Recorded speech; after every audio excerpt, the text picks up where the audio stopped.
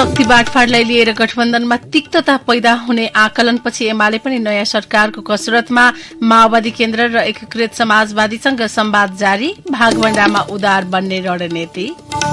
दलहरू गम्भीर नहुँदा प्रतिनिधि सभामा समावेशिताको एजेण्डा कागजमै सीमित। फेरि पनि खस आर्य समुदायकै वर्चस्व। देशको अर्थ नेतृत्व भद्रगोल हुँदा सरकारी खर्च र राजस्वको अवस्था नाजुक। सरकारी आमदानीले चालू खर्च धान्न पनि मुस्किल। युक्रेन 60 लाख जनसंख्यालाई विद्युतीय पहुँचमा ल्याउन सफल। रूसद्वारा क्षेप्यास्त्र निरन्तर प्रहार। र विश्वकप फुटबलको उपाधिका लागि अर्जेन्टिना र फ्रान्स आज भेट्दै। मोरक्कोलाई 2-1 गोल अन्तरले पराजित गर्दै क्रोएसिया तेस्रो। नमस्कार, कान्तिपुर डायरीका साथमा रमेश र इन्द्रलक्ष्मी। समाचार अब विस्तारमा। कांग्रेस सभापति एवं प्रधानमन्त्री शेरबहादुर देउवाले आफ्नै नेतृत्वमा सरकार गठनका लागि बहुमत जुटाउन र पार्टीबाट दलको नेता बन्न कसरत गरिरहेका बेला माओवादी अध्यक्ष पुष्पकमल दाहालले प्रधानमन्त्रीमा दावी गर्नुभएको छ। हिजो देउवालाई बालुवाटारमा भेटेका दाहालले समग्र शक्ति बाँडफाँडको विषय प्रवेश गराउँदै सरकारको नेतृत्वमा आफ्नो दावी प्रस्तुत गर्नुभएको हो। माओवादीमा चुनौती दिने अर्को नेता अघि नबढेकाले संसदीय दलको नेता चुनिनु अघि नै दाहालले प्रधानमन्त्रीका लागि दावी गर्नुभएको हो। कांग्रेसका दोस्रो तहका नेताहरू मार्फत सन्देश पठाउँदै आएका दाहालले देउवासँग भने पहिलो पटक मुख खोल्नु भएको हो। संसदीय दलको बालुवाटार स्रोतले भन्यो, देउवाले दाहालको प्रस्तावमा प्रश्न जवाफ दिनुभएको छैन। संसदीय दलको नेता टुङ्गो लागेपछि छलफल गरौला भन्ने जवाफ प्रधानमन्त्रीको छ। भेटपछि प्रधानमन्त्री देउवाले बालुवाटारमा आफू निकट नेतासँग छलफल गर्दै दाहालले प्रधानमन्त्री खोजिरहेको जानकारी गराउनु भएको थियो। दोस्रो चरणमा प्रधानमन्त्री छाड्न तयार भएका देउवा शुरूमै दाहालले दावी गरेपछि दबावमा पर्नु भएको छ। कांग्रेस प्रवक्ता प्रकाश शरण महतले भने दाहालको प्रस्तावलाई अन्यथा नमानिएको बताउनुभयो। उहाँले भन्नुभयो, प्रचण्डजीले आफ्नो लागि प्रधानमन्त्री चाहियो भन्नुभएको छ। अब कसरी अघि बढ्ने भन्ने बारे दलको नेता टुङ्गो लागेपछि हामी छलफल गर्छौं। प्रचण्डले प्रधानमन्त्री हुने प्रस्ताव गर्दैमा गठबन्धन टुट्ने वा विकल्प खोज्ने भन्ने कुरा सोचिएको छैन। आफ्ना कुरा राख्नुलाई अन्यथा लिनुहुन्न, यस्तै प्रस्ताव पहिला पनि थियो होला, अहिले पनि राख्नुभयो, अब छलफल हुन्छ।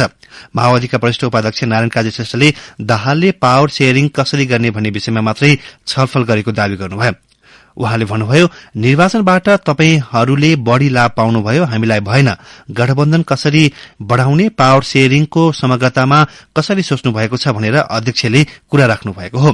प्रधानमन्त्री चाहियो भनेर उच्चारण गर्नुभएको छैन। माओवादी महासचिव देव गुरूङले दाहालको प्रस्ताव स्वाभाविक भएको बताउनुभयो। उहाँले भन्नुभयो, शान्ति प्रक्रिया र परिवर्तनका मुद्दाको नेतृत्व गरेको हैसियतले प्रचण्डले सरकारको नेतृत्व गर्ने कुरा स्वाभाविक हो, उचित कुरा पनि हो। 5 वर्षको कार्यकाल आधा आधा बाँडेर सरकारको नेतृत्व गर्ने विषयमा समझदारी बने पनि को पहिला प्रधानमन्त्री हुने भन्नेमा देउवा र दाहालबीच रस्साकस्की छ। सरकारका प्रवक्ता समेत रहेका संचार मन्त्री ज्ञानेन्द्र बहादुर कार्कीले प्रधानमन्त्रीको विषयले गठबन्धनमा असर नपर्ने बताउनुभयो। शक्ति बाँडफाँडले कांग्रेस र माओवादी केन्द्रबीच विवाद बढ़ेर सत्ता गठबन्धनमा तिक्तता पैदा हुने आकलनसहित एमाले वैकल्पिक सरकार निर्माणको गृह कार्य गरिरहेको छ। सत्ता गठबन्धन भत्काएर आउने दलहरूसँग शक्ति बाँडफाँडमा उदार रहने रणनीतिका साथ एमाले अनौपचारिक तहबाट कसरत थालेको हो। स्रोतका अनुसार एमाले अध्यक्ष केपी शर्मा ओलीले निकट नेताहरू मार्फत माओवादी र एकीकृत समाजवादीसँग संवाद अघि बढ़ाउनु भएको छ।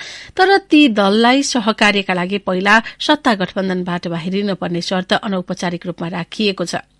एमालेका एक पदाधिकारीले भने सम्बन्ध सुधारका लागि भेटघाट भइरहेका छन्। पहिला त माओवादी अहिलेको गठबन्धनबाट बाहिरिने पर्यो, त्यसपछि बल्ल सरकार गठन र शक्ति बाँडफाँडको विषयले पनि प्रवेश पाउने हो।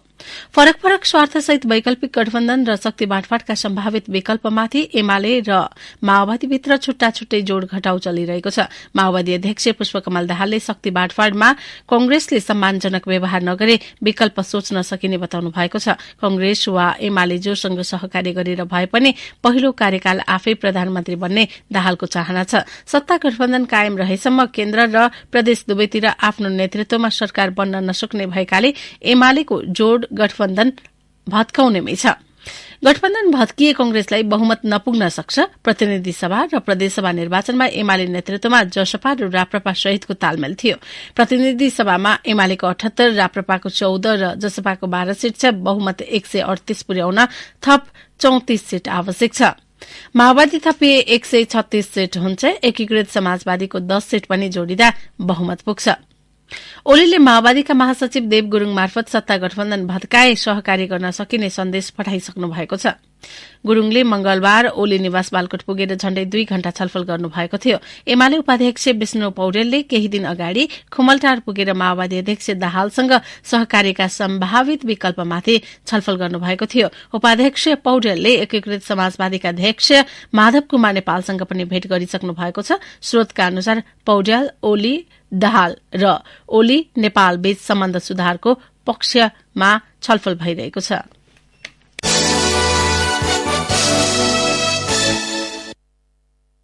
कान्तिपुर डायरीमा अब कान्तिपुर सविस्तारको पालो।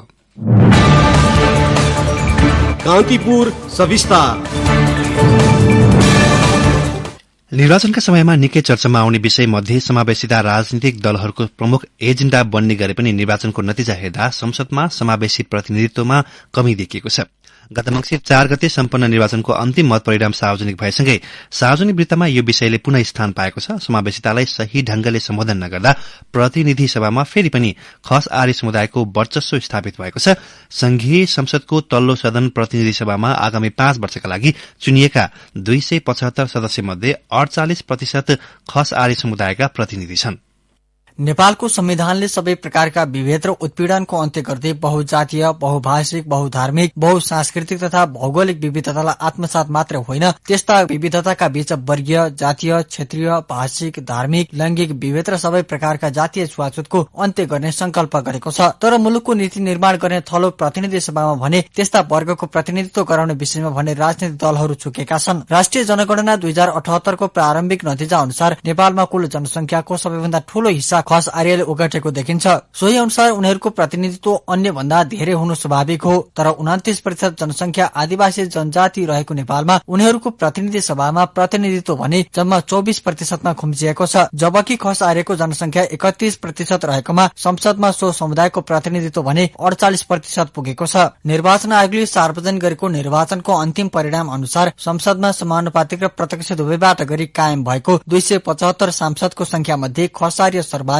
131, आदिवासी जनजाति 67, मधेसी 40, थारू 15, दलित 16 र मुस्लिम 6 जना संसदमा पुगेका छन्। नेपालको जनसंख्यामा 15% स्थान ओगटेको मधेसी समुदायबाट 40 जना निर्वाचित हुँदा उसले आफ्नो जनसंख्या अनुरूप नै 15% हिस्सा संसदमा बनाउन सफल भएको छ। तर देशभर गरी 14% जनसंख्या रहेको दलित समुदायबाट भने जम्मा 6% अर्थात 16 जना सांसद निर्वाचित भएका छन्। यसैगरी 7% जनसंख्या रहेको थारू समुदायबाट 15 जना सांसद निर्वाचित भएका छन्, जुन प्रतिनिधि सभामा 5% हुन आउँछ। 4% मुस्लिम समुदाय रहेकोमा उनीहरूको प्रतिनिधित्व गर्दै संसदमा 6 जना निर्वाचित भएका छन्, जुन 275 सांसद मध्ये 2% मात्र हुन आउँछ। यो नतिजा अनुसार आदिवासी जनजाति र दलित समुदाय मारमा परेको देखिन्छ। दलहरूले समानुपातिक हिसाबमा टिकट दिन भने आनाकानी गर्दै आएकाले समावेशी अनुहार संसदमा पुग्न नसकेको कतिपयको बुझाइ छ। नेपालमा हुने गरेको खर्चिलो निर्वाचन प्रणालीका कारण पनि कतिपय योग्य मानिसहरू निर्वाचनमा जान नसकेको सामाजिक अभियन्ताहरू बताउँछन्। समावेशिताको एजेण्डा बोकेका दलहरूको उम्मेद्वार छान्नका लागि क्लस्टर नमिलाउने शैलीले फेरि पनि विभिन्न सीमान्तकृत एवं अन्य वर्गको प्रतिनिधित्व नगर्ने बताउँछन् सामाजिक अभियन्ता जेबी विश्वकर्मा। पार्टीहरूले आदिवासी जाति, दलित, मुस्लिम लगायतका सीमान्तकृत वा बहिष्कार नपारिएका समुदायलाई राजनीतिक शक्तिमा पुर्याउने र त्यो समुदायको मुक्तिका सवालमा पार्टीहरूमा दृष्टिकोण विहीनता भयो, कुनै पनि विचार विहीनता उनीहरू सबै जसो पार्टीहरूमा देखियो। नीतिगत रूपमा ती पार्टीहरूले सीमान्तकृत समुदायलाई निर्वाचनमा निर्वाचित गराउनु पर्छ भन्ने खालको दृढता स्वीकार गरेको देखिएन। सबै जसो संघर्षहरूमा, क्रान्तिहरूमा चाहिँ सीमान्तकृत समुदाय वा बहिष्कार नपारेको समुदाय सधैँभरि सक्षम हुने, तर निर्वाचनमा मात्रै असक्षम हुने कुरा छैन। तर पार्टीहरूले आफ्ना वरिपरिका वा आफूलाई अलिक बढी सहज हुने र आफ्ना मान्छेलाई टिकट दिने परिपाटी देखियो। एउटा चाहिँ निर्वाचन प्रणाली, पार्टीहरूको दृष्टिकोण विहीनता, अहिले यो जुन पुँजीवादी व्यवस्थामा सबै कुरा पुँजीले निर्धारण गर्छ भन्ने तरिकाले जुन टिकट पाए पनि त्यो खर्च गर्न नसकेका कारणले निर्वाचित नकार हुने अवस्था चाहिँ बनेको छ। आगामी दिनहरूमा पनि जुन सामाजिक न्यायको मुद्दा, समावेशीकरणको मुद्दा चाहिँ सधैँभरि ओझेलमा पर्दै रहने, एउटा निश्चित वर्चस्वशाली समुदायले चाहिँ राज्यको समग्र सत्ता वा राजनीतिक सत्तालाई आफ्नो हातमा लिइरहने खालको परिपाटीलाई निरन्तरता दिन खोजेको हो भन्ने देख्छु। संविधानले प्रत्याभूत गरेको महिला सहभागिताको विषयमा दलहरूले बाध्यकारी व्यवस्था बमोजिम समानुपातिक तर्फबाट संसदमा सिफारिस गर्ने गरेका छन्। यसपटकको निर्वाचनमा प्रत्यक्षतर्फ कायम भएका 165 निर्वाचन क्षेत्र मध्ये जम्मा 9 क्षेत्रमा महिला निर्वाचित भएका छन्। प्रत्यक्ष जितेका 9 जना सहित 91 जना महिला संसदमा पुगेका छन्। यसअघि 2074 को निर्वाचनमा प्रत्यक्षतर्फ 6 जना र 84 जना समानुपातिक तर्फबाट महिला सांसद निर्वाचित भएका थिए। दलहरूले आफ्नो एजेण्डा पूरा गर्न मात्र समावेशिताको ओत लाग्ने गरेको राजनीतिक विश्लेषकहरू बताउँछन्। राजनीतिक विश्लेषक सोमत घिमिरे संविधानको मर्म अनुरूप राजनीतिक दलहरू समावेशिताप्रति गम्भीर नभएको टिप्पणी गर्छन्। उनी भन्छन्, होइन, अब हाम्रो विगतका आन्दोलनहरूले संविधानको जुन लक्ष्य पिटान गरेका छ, घोषित संविधानका केही घोषित नीतिहरू छन्, त्यो अनुसारले समावेशिताको अभ्यास भयो। अब हाम्रो आन्दोलनले वा संविधानले निर्दिष्ट गरेको त जो संसदमा आउन सक्दैन, त्यस्तो ग्रुप जसले संसदमा प्रतिनिधित्व पुर्याउँदैन, यो समावेशिताको एउटा ठूलो मजाक जस्तो देखियो। अर्थात् जुन हाम्रो आन्दोलनका लक्ष्य र संविधानको उद्देश्य थियो त्यसलाई त्यसका घोषित नीतिहरूमा राजनीतिक दलहरूले काम गर्न सकेनन्, त्यसलाई भ्रष्टीकरण गरे भन्ने मेरो छ। एउटा समावेशितालाई राम्रोसित सैद्धान्तिक रूपमा अभ्यास गर्ने, अभ्यास गराउने, दबाब दिने त्यस्तो एजेन्सी नै छैन। त्यसो भएको हुनाले दलहरू अलिकति छाडा भए जस्तो लाग्छ। दलहरूले समावेशिता किन चाहिएको हो भन्ने कुरा नबुझ्या त होइन नि। त्यो समावेशिता किन चाहिएको हो भन्ने बुझ्दा बुझ्दै पनि नम्बर 1 यो आत्मसात गर्न सकेका दलहरूले सक्ने छैन, त्यो स्वार्थले दिँदैन। दोस्रो कुरा, दलहरू यो लोकतन्त्रलाई परिपक्व बनाउन लागिरहेका छैनन् भन्ने नै देखिन्छ। यसपटक मात्र होइन, अघिल्लो निर्वाचनमा पनि समावेशी प्रतिनिधित्व प्रभावकारी नभएको भन्दै आलोचना भएको थियो। निर्वाचन आयोगका अनुसार 2074 को निर्वाचनमा खसारेबाट प्रत्यक्षतर्फ 83 र समानुपातिकमा 33 जना गरी 116, आदिवासी जनजातिबाट 34 जना प्रत्यक्ष र समानुपातिकबाट 31 गरी 65 जना, थारूबाट प्रत्यक्षमा 6 र समानुपातिकबाट 7 गरी 13 जना तथा दलितबाट प्रत्यक्षमा 3 र समानुपातिकमा 15 गरी 18 जना निर्वाचित भएका थिए। यस्तै मुस्लिमबाट प्रत्यक्षमा 3 र समानुपातिकबाट 6 जना गरी 9 जना तथा मधेसीबाट प्रत्यक्षमा 35 जना र समानुपातिकबाट 17 जना गरी 52 जना निर्वाचित हुँदा 1 जना पिछडिएको क्षेत्रबाट चयन भएका थिए। नयाँ संविधान कार्यान्वयनका क्रममा 2 पटक भएका प्रतिनिधि सभा र प्रदेशसभा निर्वाचनबाट प्राप्त जनादेशले संविधानले परिकल्पना गरेको समावेशी प्रतिनिधित्वलाई सम्बोधन नगर्दा दलहरूप्रतिको आलोचना बढ्दो छ। त्यसैले सबै समुदायको प्रतिनिधित्व गराई संसदलाई समावेशी चरित्रको बनाउन उनीहरू गम्भीर हुने बेला आइसकेको छ। रेडियो कान्तिपुरका लागि नवीन कोइराला। कान्तिपुर सविस्तार। कान्तिपुर डायरीमा अब ब्रेकको पालो। ब्रेकपछि अब बाँकी प्रसंग। नेपाल मजदूर किसान पार्टीका अध्यक्ष नारायण विजुक्छेले भारतले न्यायालय भित्रैबाट राष्ट्रपति बनाउने षड्यन्त्र गरिरहेको आरोप लगाउनु भएको छ। खिलराज रेग्मीलाई मन्त्री परिषदको अध्यक्ष बनाए जसरी नै भारतले राष्ट्रपति पनि न्यायालय भित्रैबाट ल्याउने प्रयास गरिरहेको उहाँको भनाई थियो। भक्तपुर नगरपालिकाको 73औं स्थापना दिवसका अवसरमा हिजो आयोजित कार्यक्रममा उहाँले भारतको छायामा मुलुकको कार्यपालिका न्यायपालिका समेत जकडिएकाले त्यस विरूद्ध देशभक्त शक्तिहरूले संघर्ष गर्नुपर्ने बताउनुभयो। प्रधानमन्त्री बनाउने र निर्वाचनमा जिताउने काम समेत हालसम्म भारतकै निर्णय अनुसार हुने गरेको जिकिर गर्दै उहाँले भन्नुभयो, हामीलाई रासायनिक मलको कारखाना हुनुपर्छ भनेर बारम्बार भनिरहेका छौं।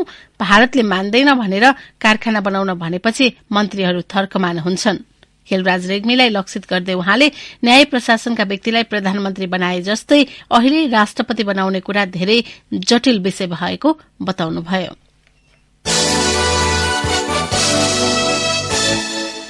देशको अर्थ नेतृत्व भद्रगोल हुँदा चालु आर्थिक वर्षमा पनि सरकारी खर्च र राजस्वको अवस्था नाजुक छ। सरकारले गत आर्थिक वर्षको तुलनामा 31% बढ़ी राजस्व संकलन गर्ने लक्ष्य राखेको छ, तर गत वर्षको यही अवधिको तुलनामा 20% कम राजस्व संकलन भएको छ।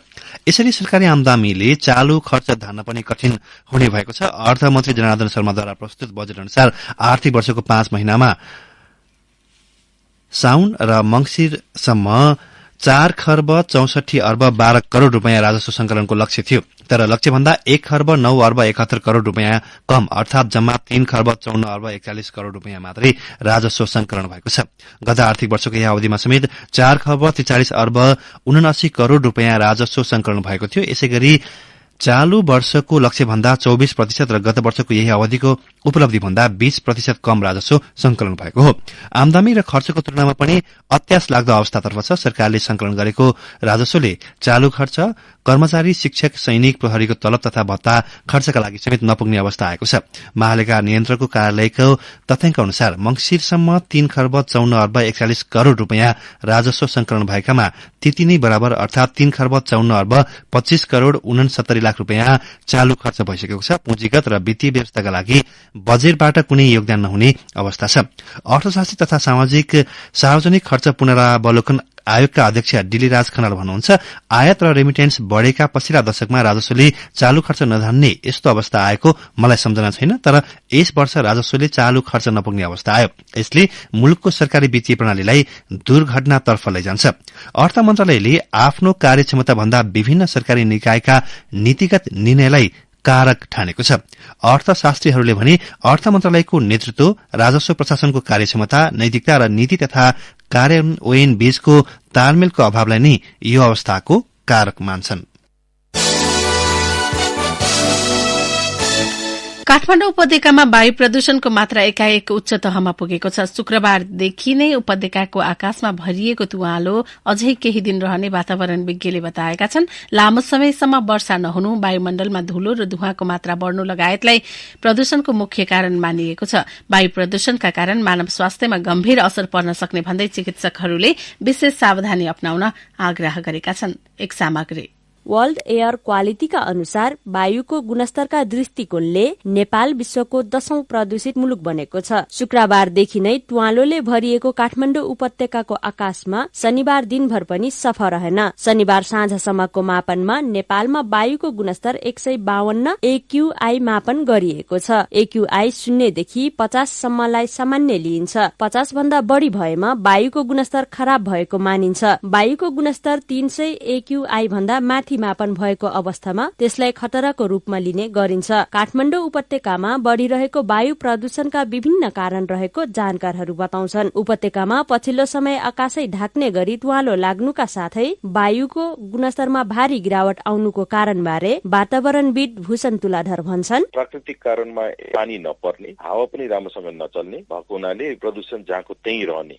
मानवीय कारण भनेको जाडोमा आगो ताप्नको लागि होस् अथवा सुक्खा भएका फोहोर मैला व्यवस्थापनको नाममा बालेर पठाउने त्यस्ता क्रियाकलापहरू पनि यो चिसो मौसममा बढी हुने भएको हुनाले वर्षाको बेला सञ्चालनमा नआएका इँटाभट्टाहरू अहिले वर्षा सकिसकेपछि सञ्चालनमा आउन थाल्छन्, त्यसले पनि प्रदूषण थप्ने गर्छ। यसबाहेक निर्माण कार्यले 48%, सवारी साधनले 28%, कृषि कार्यले 9%, इट्टा भट्टाले 8%, चुलोको धुवाले 5%, अन्य उद्योग र फोहोर जलाउनाले 1% वायु प्रदूषण हुने सरकारी तथ्याङ्कमा उल्लेख छ। हिउँदमा हावाको बहाव कम हुनु, वर्षा नहुनु, सवारी साधन लगायतबाट निस्कने धुवाँ, कृषि उपजको अवशेष जलाउनु, वन क्षेत्रमा आग लागि हुनु पनि पछिल्लो अवस्थाको कारण भएको वातावरण विज्ञ डाक्टर भूपेन्द्र दास बताउँछन्। अरू बेलामा त अरू सेक्टरबाट त 12 महिना नै हुन्छ नै हो, तर यसमा थप्ने भनेको कृषि अवशेष, फोहोर मैला र त्यसपछि वन ढडेल होइन, यो विशेष गरी चाहिँ यतिखेर नै हुन्छ। जल तथा मौसम पूर्वानुमान महाशाखाका अनुसार काठमाडौँ उपत्यकामा हावाको गति स्थिर रहेकाले वायुको गुणस्तर सुधार हुन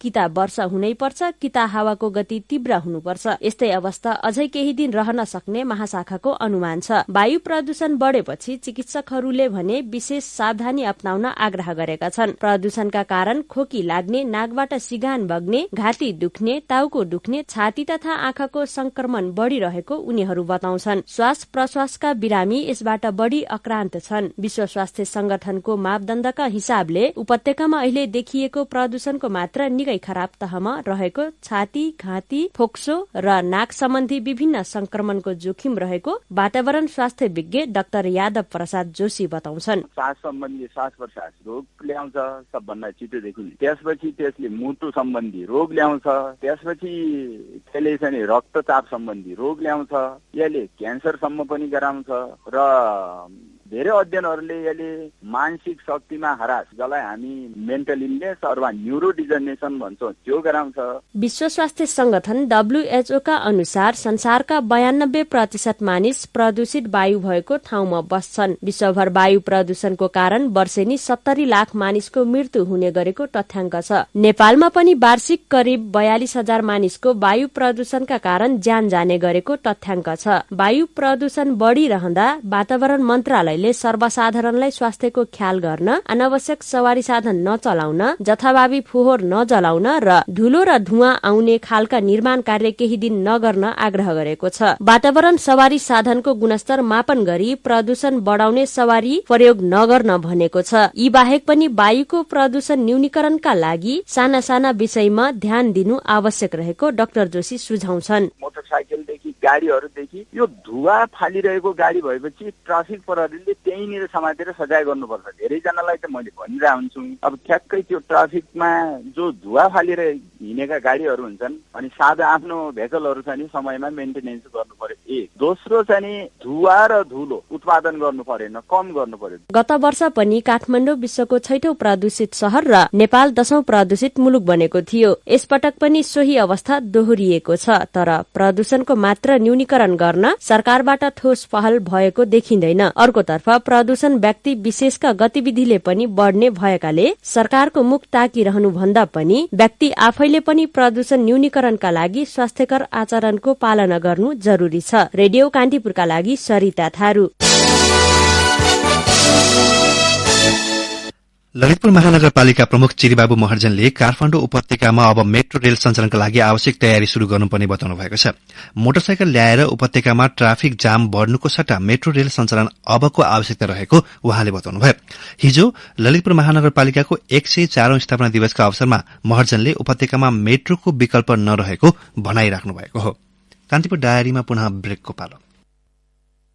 अब आर्थिक प्रसंग। अनुगमन स्थलमै वस्तुको गुणस्तर परीक्षण गर्न सरकारले ल्याबोरेटरी भ्यान किने पनि सञ्चालनमा नआउँदै सामानहरू ड्यामेज भएका छन्। राजमार्ग, नाका र बजार अनुगमनका क्रममा तत्काल नमूना परीक्षण र नतिजा दिन किनिएका 4वटा भ्यान 3 वर्षदेखि अलपत्र छन्। पछिल्लो समय विशेष अदालतले सञ्चालन गरेर प्रतिवेदन दिन भने पनि प्रभावकारी काम भएको छैन। करिब 28 करोड़ लागतमा किनिएका 4वटा भ्यानका टायर, ब्याट्री, ल्याबका सामानको म्याच समेत सकिएको खाद्यका अधिकारीहरू बताउँछन्। कोविड जोखिम बढ़ेसँगै बन्द भएका गोर्खाका उत्तरी 2 नाका अझै ठप्प छन्। अत्यावश्यक सामग्री खरिदका लागि चिनियाको बजार पुग्ने गरेका स्थानीय नाका ठप्प हुँदा समस्यामा परेको गुनासो गरिरहेका छन्।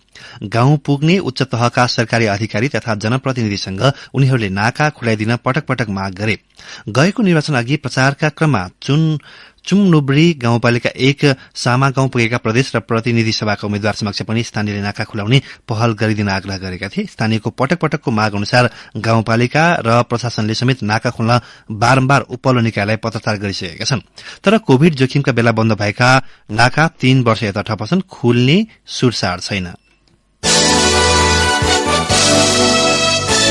अब अन्तर्राष्ट्रिय प्रसंग। रूसी आक्रमणबाट पूर्वाधार क्षेत्रमा व्यापक क्षति बेहोरेको युक्रेनले 60 लाख जनसंख्यालाई विद्युतीय पहुँचमा ल्याएको छ।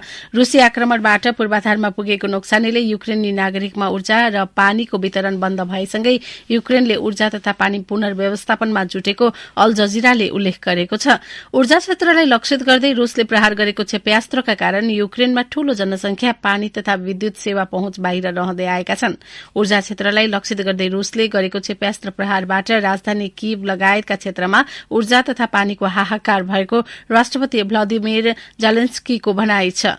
पानी तथा ऊर्जा वितरणमा समस्या भएसँगै सो क्षेत्रका नागरिक थप समस्यामा परेका छन्। पछिल्लो पटक रूसले 70 क्षेप्यास्त्र प्रहार गरेको युक्रेनको दावी छ, जसलाई युद्ध शुरू भए यताको हालसम्मको ठूलो संख्यामा भएको क्षेप्यास्त्र प्रहारको रूपमा लिएको अल जजिराले जनाएको छ। अब खेल प्रसंग। क्रोएसियाले कतारमा जारी विश्वकप फुटबलको तेस्रो स्थान हात पारेको छ। उत्तर अफ्रिकन टोली मोरक्कोसँग गए राति भएको खेलमा क्रोएसियाले 2-1 गोल अन्तरले विजय हासिल गरेको हो। खलीफा अन्तर्राष्ट्रिय स्टेडियममा भएको खेलमा क्रोएसियाका यसको भाडियलले 7औं मिनटमा गोल गर्दै शुरूआती अग्रता बनाएका थिए, तर त्यसको 2 मिनटमै मोरक्कोका अचरफ डारीले गोल फर्काउँदै क्रोएसियासँग बराबरी समीकरण बनाएका थिए। खेलको 42औं मिनटमा क्रोएसियाका मिस्लाप अर्सिसले गरेको गोल क्रोएसियाको जीतका लागि पर्याप्त बन्यो। पहिलो हाफ निकै प्रतिस्पर्धात्मक बनेको खेलमा दुवै टोलीले अन्य धेरै अवसर गुमाएका थिए। यसैबीच उपाधिका लागि आज अर्जेन्टिना र फ्रान्स प्रतिस्पर्धा गर्दैछन्। दुई राष्ट्रबीचको खेल नेपाली समयअनुसार राति 9:15 बजे शुरू हुनेछ। अब मौसम सम्बन्धी जानकारी। प्रदेश 1 बागमती प्रदेश, गण्डकी प्रदेश र लुम्बिनी प्रदेशमा